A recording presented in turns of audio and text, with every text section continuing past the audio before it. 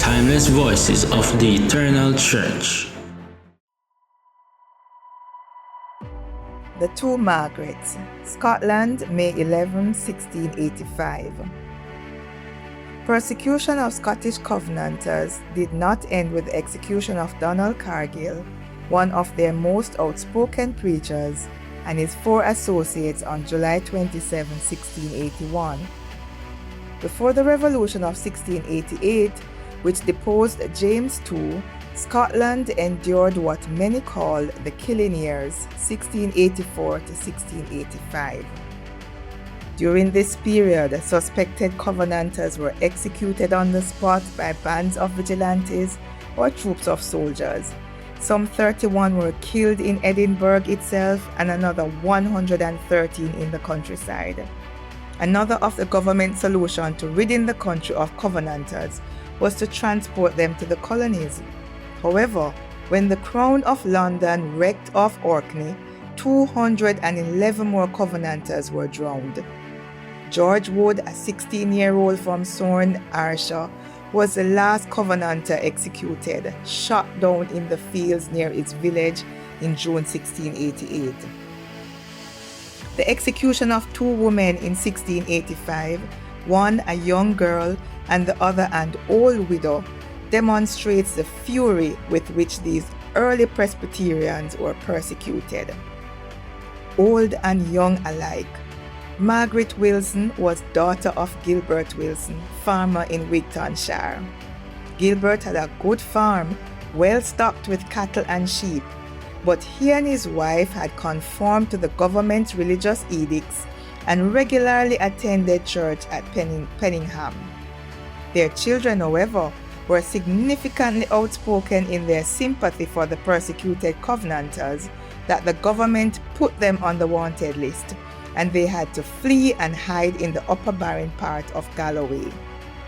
Government agents warned Margaret's parents to have no contact with their children whatsoever.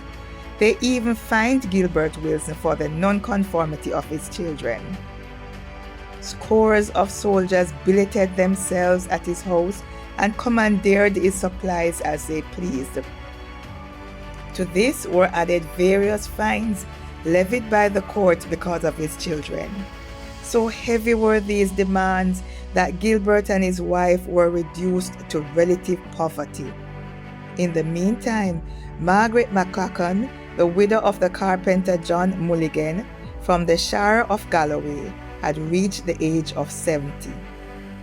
Though blameless in her life and piety, she was a Presbyterian and refused to attend the church in Kirkinner, but sometimes snuck off to hear the forbidden preachers and gave shelter to wanted Covenanters like 18-year-old Margaret Wilson and her younger sister Agnes.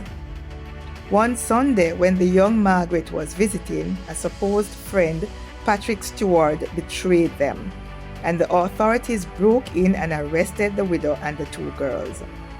When the 3 would not swear an oath renouncing their religious conviction, they were accused of being traitors and participants in the Battle of Bothwell Bridge in 1679, no matter that the girls would have been only 12 and 7. All 3 were found guilty and sentenced to death by drowning. They were to be tied to staves out on the beach near Wigton at low tide. Then, as the sea rose, it would do the dirty deed of executing them. Because of their tender age, Gilbert Wilson, upon appealing to Edinburgh, was allowed to purchase the life of his younger daughter for £100 sterling. However, on May 11, 1685, the 2 Margarets were conducted to the shore by a company of soldiers and tied to stakes in the sand.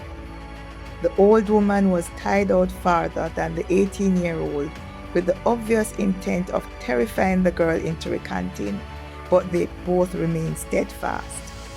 As the tide advanced, Margaret Wilson sang from the words of Psalm 25, 7-9. Remember not the sins of my youth, nor my transgressions. According to thy mercy, remember thou me for thy goodness' sake. O Lord, God, good and upright is the Lord. Therefore will he teach sinners in the way. The meek will he guide in judgment, and the meek will he teach his way. Reading from the complete book of Christian heroes, over 200 stories of courageous people who suffered for Jesus, compiled by Dave and Nita Jackson. This is the Eternal Church of Jesus Christ, the record.